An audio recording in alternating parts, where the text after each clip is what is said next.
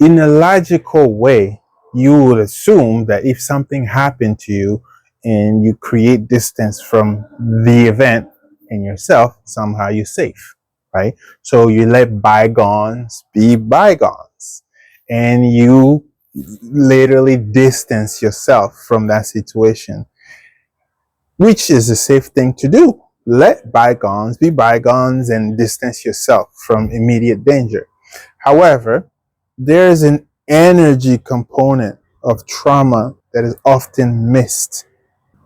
In quantum physics, when forces collide,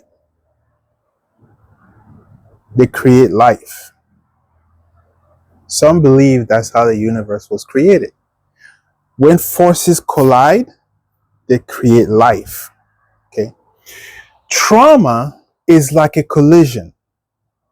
A person living a seemingly normal life, a person seeking to have a normal, happy life, get a collision with a very painful event.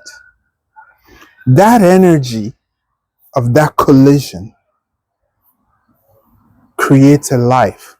So what happened to you all of a sudden has a life on its own.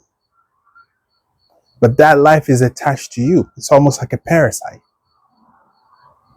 So you're carrying a living, energetic entity with you, even though you don't recall it every single day. Like, oh yeah, you don't know that this is happening subconscious level, but it's deeper than that.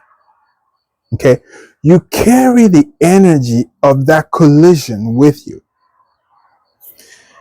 When it comes to quantum physics, time doesn't matter. Distance doesn't matter. That means you can be living a seemingly normal life, but you just one spark away from all that energy to rush back to you as if you were in that moment all over again. This is how people get stuck in these recurring cycles where it seems like they're healing.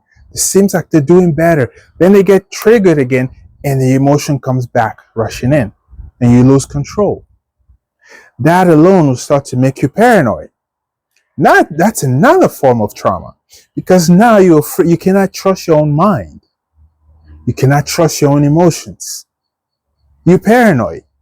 Sometimes you avoid letting people get close to you because you're afraid of your emotions that you cannot control.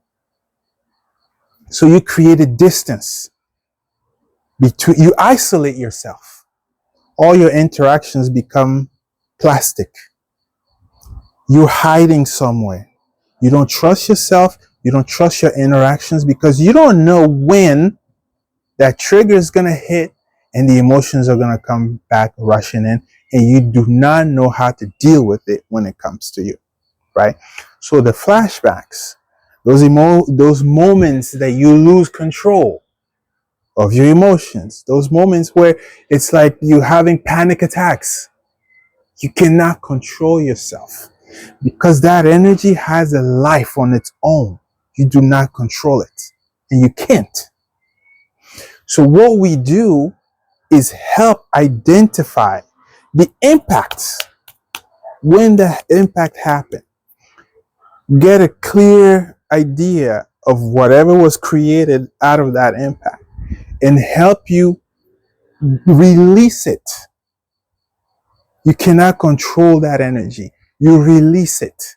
So eventually, when you follow the proper steps, even though now you have memories of those events, the energy of it does not have access to you anymore. This is why you can recall things that happened to you in the past, but it doesn't quite have the same, it's not live anymore. We deactivated it. Okay? You release the energy of that collision. So that's how it works. So true healing is knowing how to identify that energy that was generated out of that impact that you had, releasing it so it's no longer attached to you. You set the emotion of that energy, you set it free. And you set yourself free with love. Because guess what?